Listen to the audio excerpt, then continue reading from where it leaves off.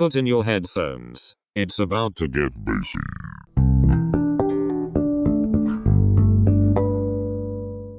So it's time to embarrass myself a little bit. I realised recently that it's been a full decade since I took a lesson with Dr. Richard Niles, a great guitarist, arranger, composer, producer, who studied under Pat Metheny at Berklee in the 1970s and went on to work with a whole host of artists, including Paul McCartney, Tina Turner, James Brown and Ray Charles. I first met Richard when he was giving some lectures at the ACM, the Academy of Contemporary Music in Guildford, which is where I did my music degree. And when I graduated in 2008, I realised I didn't really know actually that much about music, in spite of having a music degree.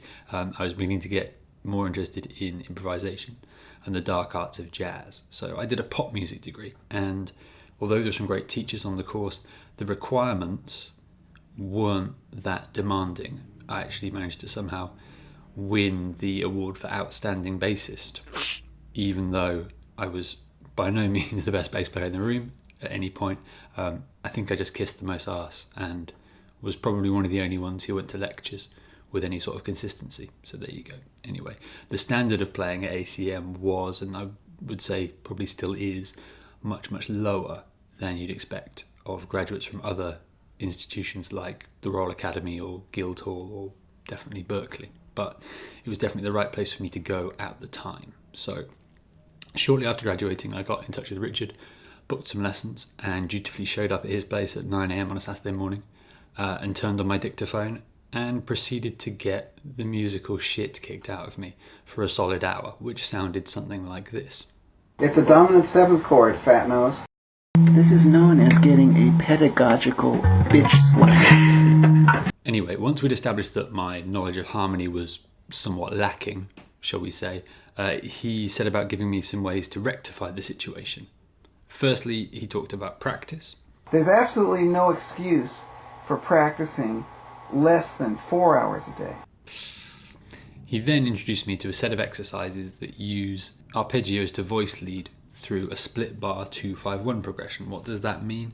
Well, if we take a 2-5-1 in the key of F, it's going to be G minor 7, C7, F major 7. And the line that I ended up playing in the lesson, which became the starting point of the exercise, was this.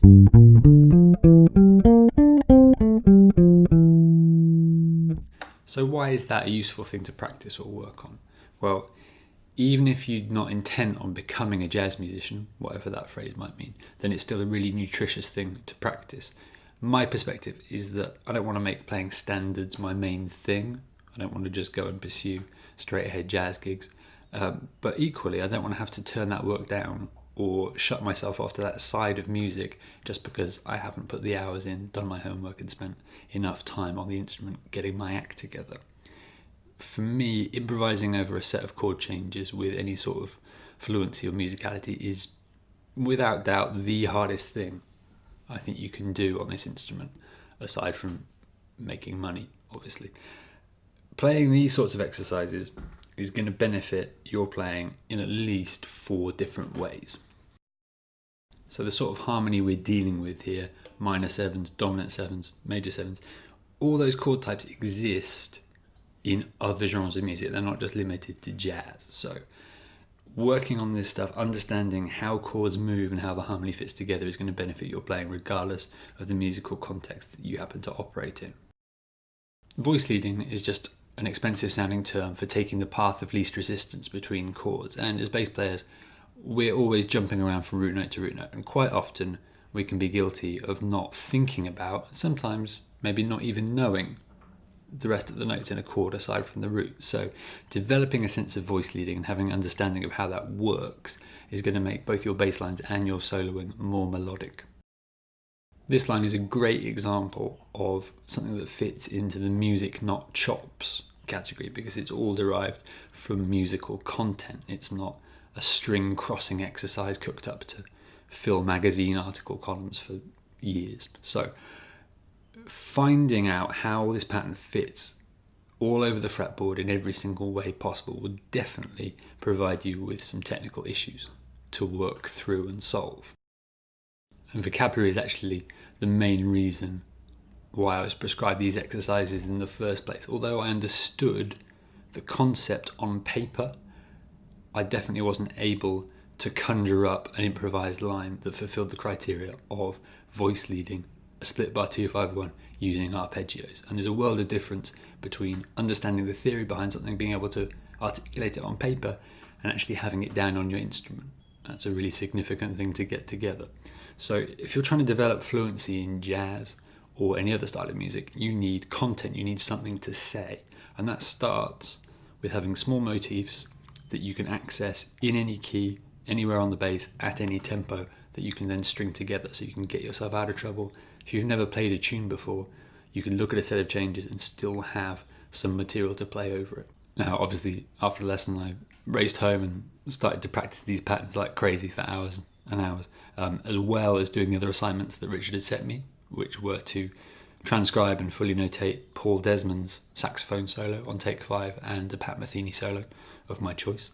I then ended up going for a follow-up lesson with him the following week, got grilled again on some different stuff, and then after that I ended up going on tour for about a month and lost touch, lessons got out of sync, and then I just got distracted by trying to make a living as a freelance musician in London and various other excuses. So I've not maintained the practice. I've definitely not been practicing for 4 hours every day for the last 10 years. My playing would be very different if I had. So a decade has gone by and I still haven't got round to really getting this stuff into my playing to the level that I want to, or I need to. So the goal in practicing this is to have total control, total mastery of this idea anywhere on the fretboard possible, starting from any finger. So what I'm going to do is take that basic split bar major 251 pattern in the key of F and work out as many different ways and places and positions to play it as possible. So there are going to be occasions where the original pattern won't work because I run out of room. So in that case,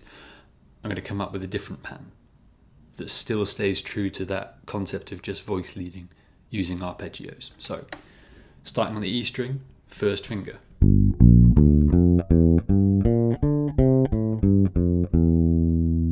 That's all right, but at the top there, we've got quite a big jump, quite a big leap to make. So let's see if we can arrange it across the strings in a more sort of horizontal fashion.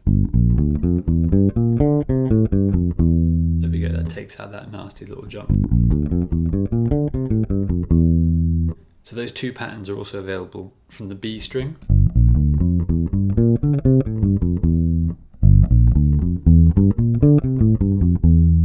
What about starting on the B string and spreading across all 5 strings? Same idea, but everything so far I started on the first finger. How about starting from the other half of the hand, from the little finger?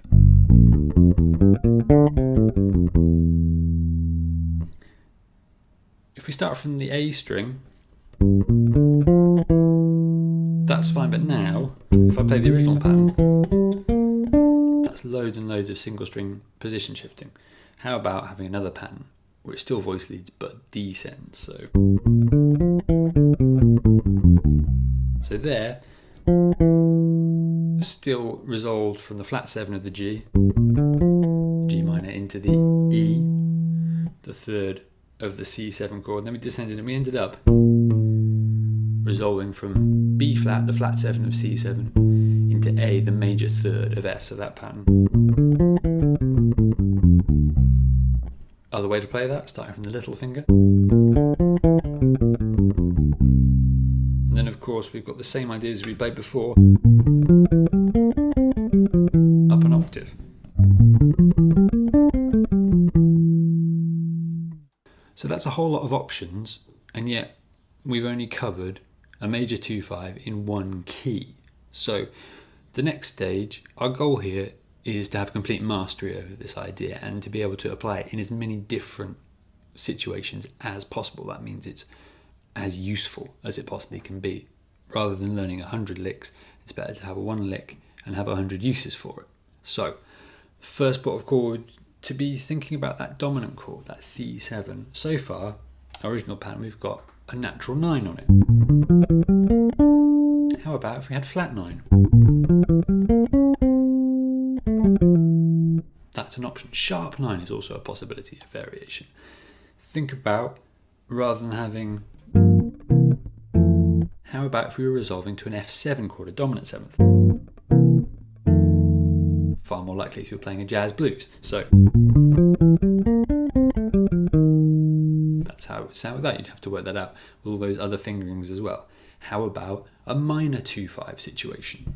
Could we take the same idea and voice it through a minor 2-5? Yes, we could. Again, you'd have to work out where that lies all over the instrument in every key. Then think about tritone substitution. Could you apply that sort of idea to dominant chords that are substitute dominants?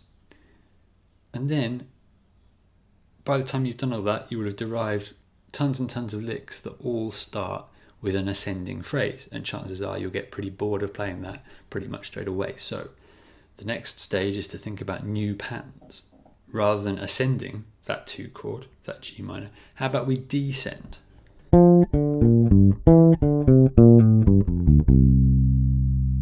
Again, still voice leading, but we've just, by adapting the first phrase, it's produced a whole set of new patterns.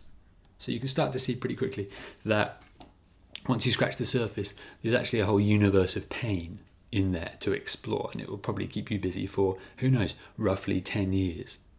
I'm going to go away and practice this stuff, and hopefully it'll take me less than another decade to get it under my belt.